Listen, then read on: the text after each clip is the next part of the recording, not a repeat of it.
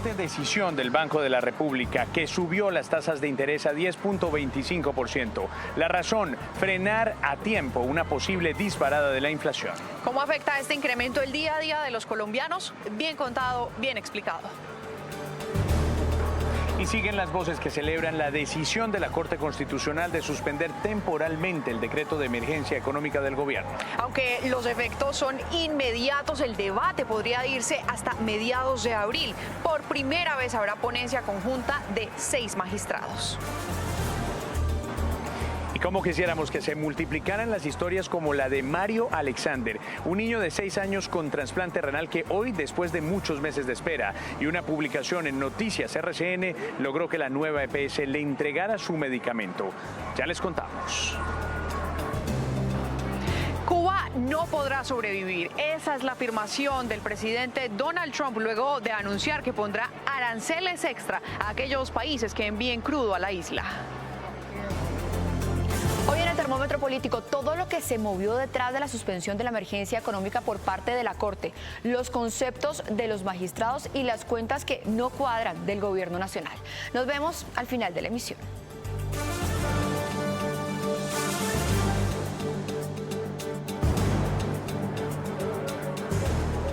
Aquí seguimos en esta emisión especial de Noticias RCN desde Cartagena porque hay festival y más adelante, ya les dijimos, vamos a hablar de ese tema. Pero vea, Isabela, hay 2 decisiones, hoy que es viernes vale la pena recordarlo, que marcaron esta semana y que pueden marcar el devenir económico del gobierno en su recta final. Y que hay que decir además, tienen enfurecidas al presidente de la República. Claro, José, porque la primera llega por parte de la Corte Constitucional que dice suspendemos el decreto de emergencia económica del gobierno nacional y hoy nos llega una no menos importante del emisor. Que tiene que ver con la subida de la tasa de interés de 9.25% a 10.25%. Los impactos que esto va a tener los analizamos ya en esta nota en Noticias RCN.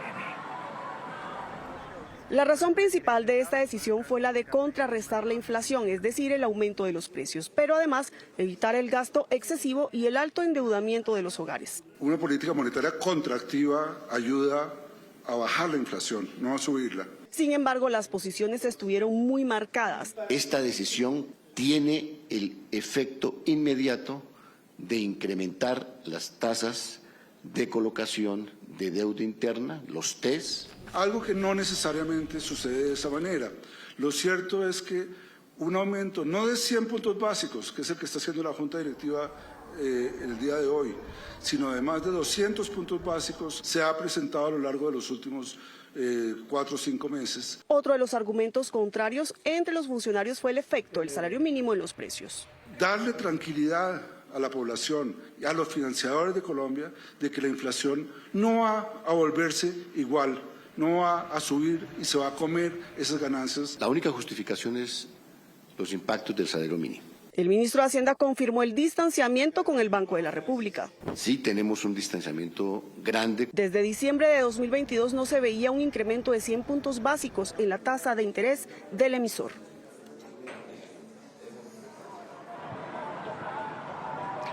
José, vale la pena recordar que esta es una medida que busca frenar un poco el gasto para contener también la inflación, pero también qué implicaciones tiene, porque aunque esto suene muy lejano, es bastante cercano. Total, eso que suena tan técnico tiene un efecto inmediato en los bolsillos de todos. Por ejemplo, en los próximos extractos de los ciudadanos se va a anotar en sus tarjetas de crédito o en cualquier tipo de crédito, incluso en los hipotecarios, Isa, y eso es muy importante que todos lo tengan en cuenta.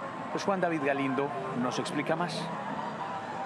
El aumento de las tasas de interés por parte del Banco de la República nos pega a todos, a usted, a mí, a todos los televidentes y a las empresas del país. No solo porque va a subir el pago de intereses de las tarjetas de crédito, sino que va a subir también los intereses de todos los préstamos y productos financieros. Tasas de interés más elevadas en los créditos hipotecarios, de vehículo, tasas de interés más altas en el caso de la tarjeta de crédito, etcétera, etcétera. Esa es la consecuencia indeseada, por supuesto, pero que es absolutamente necesaria. Pero veamos entonces un ejemplo muy sencillo. Si usted compró, por ejemplo, un celular y lo sacó a un crédito de un año en el que cuesta 1 millón de pesos con la tasa de interés del 9,25% efectivo anual, terminaba pagando por ese celular 1.092.500 pesos. Ahora bien, con este incremento que hizo la Junta del Banco de la República, el monto que va a pagar por ese mismo celular va a ser de 1.102.500 pesos. Porque de no hacerlo, los efectos que se verían por el aumento de la inflación, el deterioro de las condiciones económicas serían mucho mayores. Distintos expertos aseguran que el aumento del salario mínimo de este año, el 23,7%, va a tener un impacto inflacionario tan grande que puede llevar al indicador a más del 6%, razón por la cual se prevé que este aumento en las tasas de interés del Banco de la República no sea el único de este año y que la Junta del emisor haga más incrementos durante las reuniones de los próximos meses. Lo más probable es que este no sea un buen momento para endeudarse. Gracias a Juan David por la explicación. Ahora, en materia económica, el gobierno nacional también está haciendo unos anuncios. Uno de ellos, por ejemplo, es que en febrero la gasolina va a bajar 500 pesos y el ministro de Hacienda dice, esta no va a ser la única reducción. Escuchemos. Va a emitirse el decreto mediante el cual se reduce el valor del precio de la gasolina para el mes de febrero en 500 pesos. Y continuaremos haciendo reducciones mayores al valor de la gasolina. Ahora, Isa, les decíamos que había otra decisión que en esta semana que termina había impactado mucho y la que tiene que ver con la Corte Constitucional y la determinación de suspender provisionalmente el decreto de emergencia económica. Y mire, José, que van pasando los días, las horas y más gremios son los que se suman a decir esta es una decisión acertada simplemente porque los colombianos ya no tienen de dónde más pagar impuestos. La suspensión del decreto de emergencia era necesaria y es coherente con la Constitución y cumple una función clave, que es evitar la consolidación de perjuicios irremediables derivados de estas medidas excepcionales. Desde FENALTO destacamos la valerosa decisión de la Corte Constitucional de suspender el decreto de la emergencia económica, una emergencia económica que carece de fundamento técnico y económico. Yo creo que le pone una cortapisa importante al Ejecutivo, no solamente a este Ejecutivo, a este gobierno, sino al Ejecutivo de aquí en adelante, para que no haga uso, digamos, de estas estrategias, digamos, de calendario para tratar de eventualmente, digamos, afectar a los contribuyentes como lo estaba haciendo esta estrategia que había implementado el gobierno nacional. Se llama suspensión provisional porque no es definitiva, porque es temporal, porque no se ha fallado todavía de fondo por parte de la Corte Constitucional y ese fallo de fondo tardará al menos 2 meses más. ¿Qué viene ahora? Bien contado, bien explicado aquí en Noticias RCN. Aunque la decisión de la Corte tiene efectos inmediatos, el debate de fondo puede tardar varias semanas. Por ahora, todas las pruebas con las que el Alto Tribunal decidirá el futuro del decreto serán estudiadas. De abrir la posibilidad para que los ciudadanos intervengan, bien sea atacando la constitucionalidad de los decretos o defendiendo los decretos, debe pedirle un concepto al Procurador General de la Nación y debe adoptar una decisión. La Corte presentará una ponencia conjunta de los 6 magistrados que votaron a favor y que a primera vista tendría una línea similar a la ponencia original de Carlos Camargo. Es improbable que la Corte ahora cambie de opinión sobre la constitucionalidad de los decretos, pero es teóricamente posible.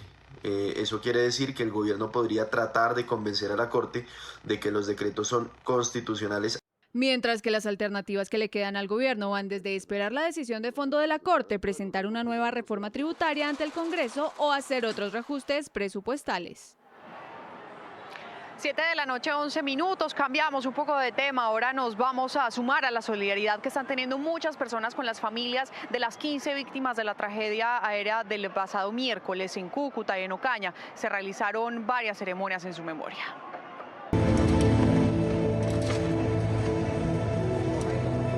En medio de una eucaristía y cámara ardiente, los cucuteños se despidieron del congresista Diógenes Quintero. Muy duro, yo creo que además de despedir a un amigo, es un día de luto para el país, para Norte Santander, para el Catatumbo. Su compadre Carlos Arenas recuerda con nostalgia el momento en el que llegó a la escena de la tragedia y ayudó a rescatar no solo el cuerpo de a quien consideraba su hermano, sino también de otras víctimas. Fue un momento muy difícil, el desespero, encontrar pues, tantos cuerpos, tanta desolación.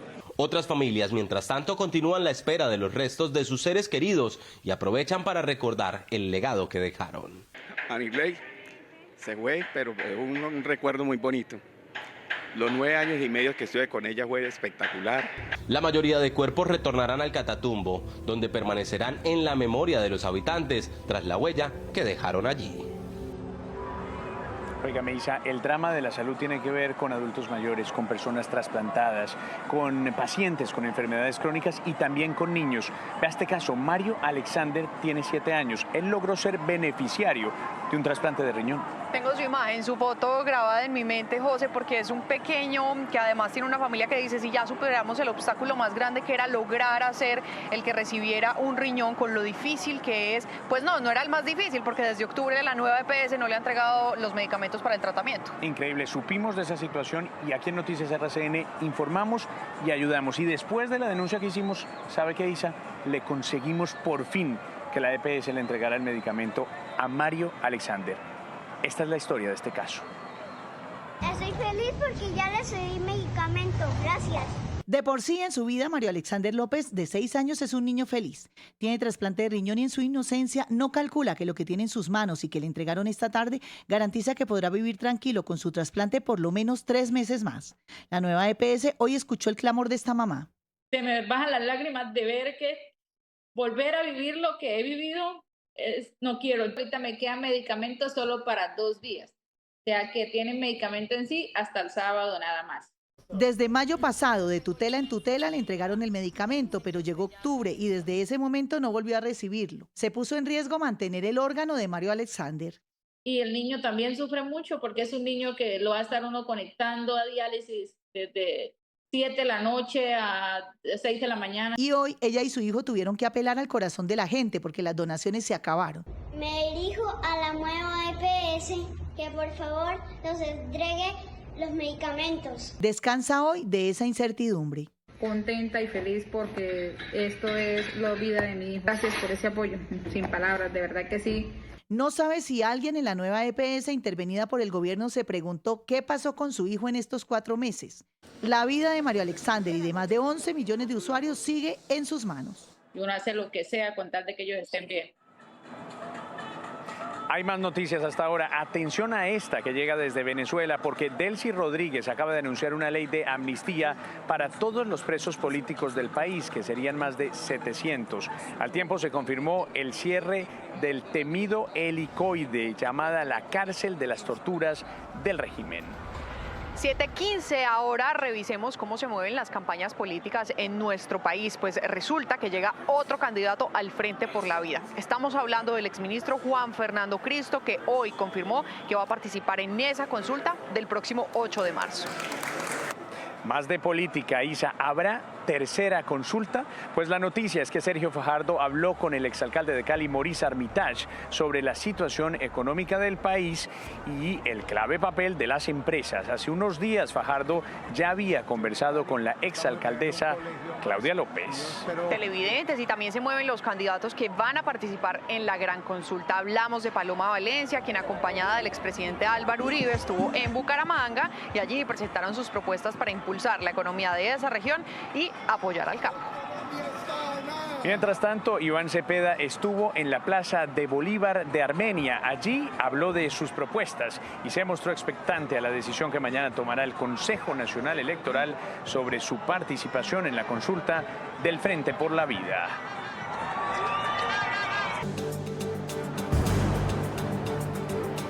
Seguimos en Noticias RCN hoy desde Cartagena y hagamos un repaso de las noticias internacionales de momento, una que tiene que ver con los anuncios del gobierno del presidente Donald Trump de aumentar las amenazas en contra de los países que le vendan crudo al régimen cubano. Vean lo que dijo. El presidente Donald Trump aumentó la presión contra el régimen cubano. Luego de amenazar a las naciones con aranceles adicionales si envían petróleo a La Habana, Trump afirmó que la isla no podrá sobrevivir cuando una periodista le preguntó si trataba de estrangular a Cuba. No sé, la palabra estrangular es terriblemente dura. Cuba es una nación en decadencia y hay que compadecerse de Cuba. Creo que Cuba no podrá sobrevivir.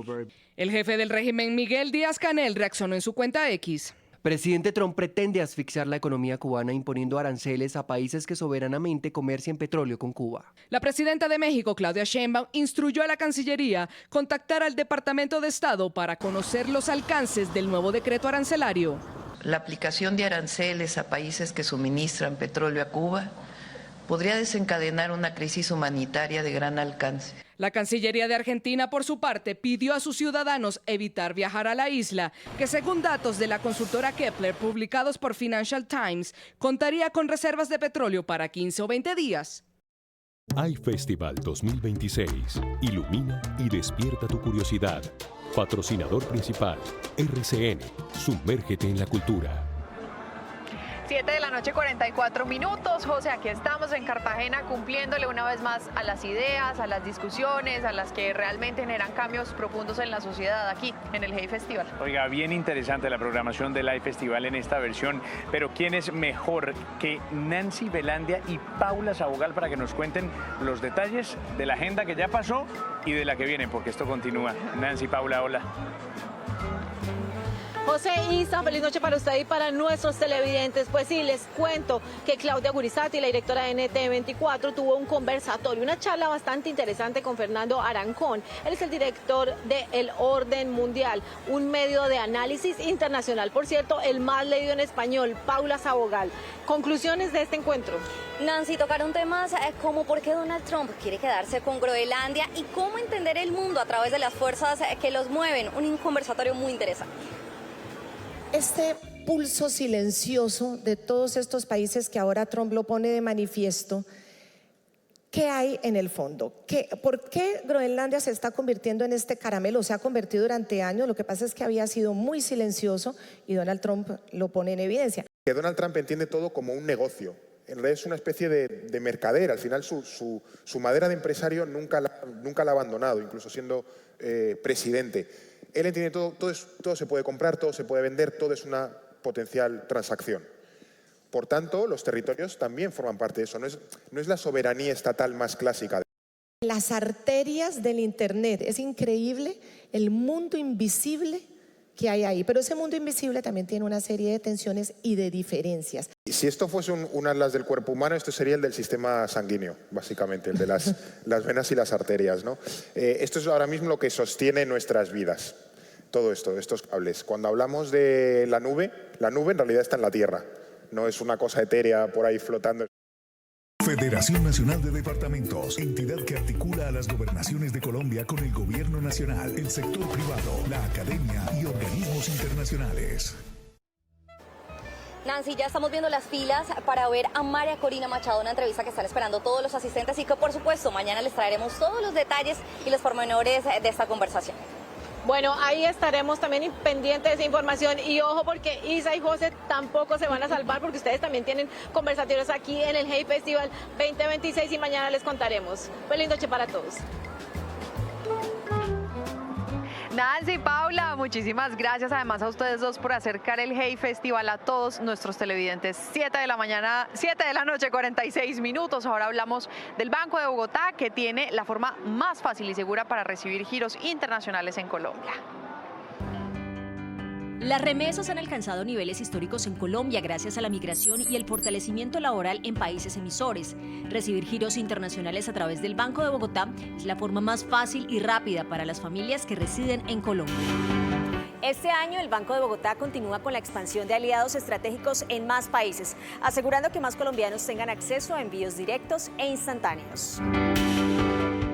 El Banco de Bogotá aumentó el límite de recepción a $5.000 cada 30 días, lo que permite metas económicas más ambiciosas para educación, vivienda o inversión familiar. Por cada 100 clientes que usen por primera vez el servicio, el banco entregará hasta 40 bonos por 40.000 pesos en almacenes de cadena. Recuerde, la plata girada llega al instante a su cuenta del Banco de Bogotá, sin costos para el beneficiario. La comisión la paga quien envía. Además, evita riesgos de manejo de dinero en efectivo o trámites presenciales. La apertura de la cuenta es 100% digital, ideal para quienes reciben su primera remesa. Este servicio de giros internacionales está disponible para todos los ciudadanos, mayores de edad, sin importar su nivel socioeconómico. Recibir remesas desde el exterior con el Banco de Bogotá es la solución más segura, inmediata y con un portafolio digital muy competitivo. Banco de Bogotá y RCN presentaron Economía de Bolsillo.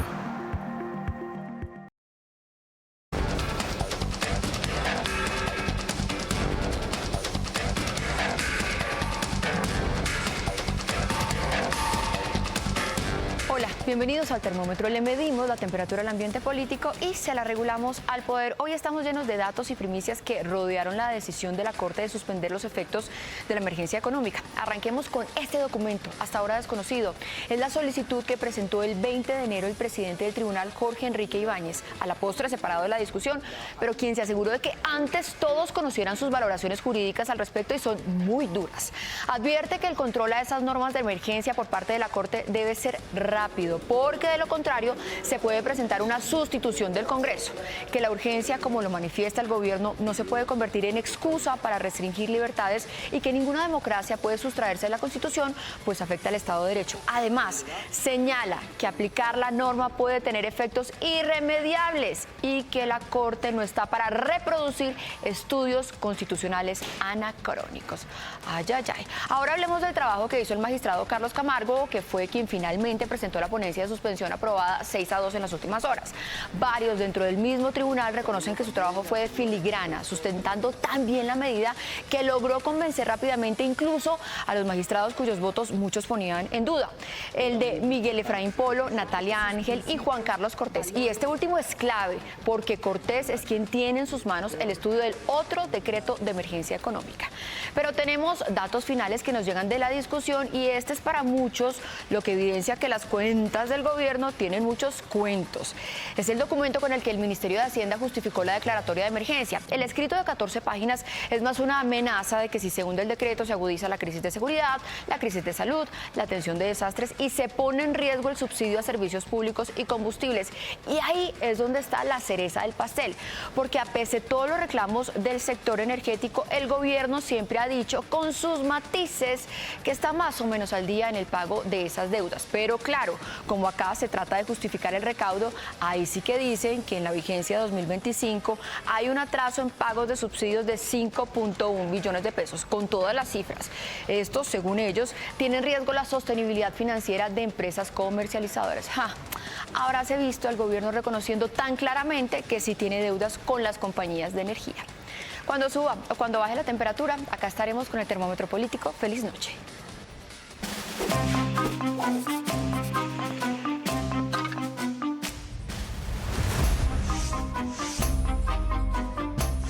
En medio de tanto agite social, es reconfortante ver que en Colombia los mecanismos institucionales siguen funcionando.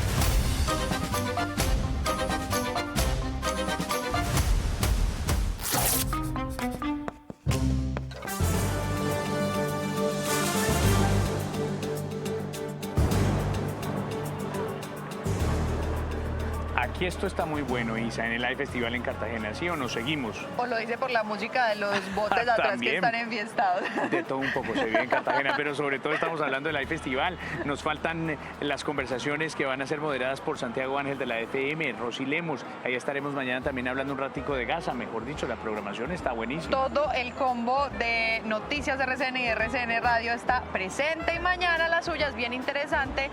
10 de la mañana, cuéntenos, José, con quién va a estar, aunque ya está sold out, ¿no? Ya, si quieren ir, pues... Jan Teller, danesa, y una escritora de un libro maravilloso que se llama Justicia sobre el Medio Oriente, y Catalina Ángel, periodista reconocidísima colombiana, que cubre también el conflicto en Medio Oriente, así que ahí estaremos muy pendientes. Y sabe que me preguntan mucho aquí a través de WhatsApp y de Twitter y de todos lados, ¿qué hacemos para ver esas conferencias, los que no pudimos ir a Cartagena? Sí. Pues a través de nuestras plataformas digitales, ahí estamos también transmitiendo algunas de las conferencias del iFestival. Recuerden que nuestra app del canal RCN es gratuita, simplemente entran a la tienda de aplicaciones de su celular, la descargan y ahí además nos pueden ver siempre en las emisiones de Noticias RCN. Una feliz noche para todos y un abrazo desde acá de Cartagena.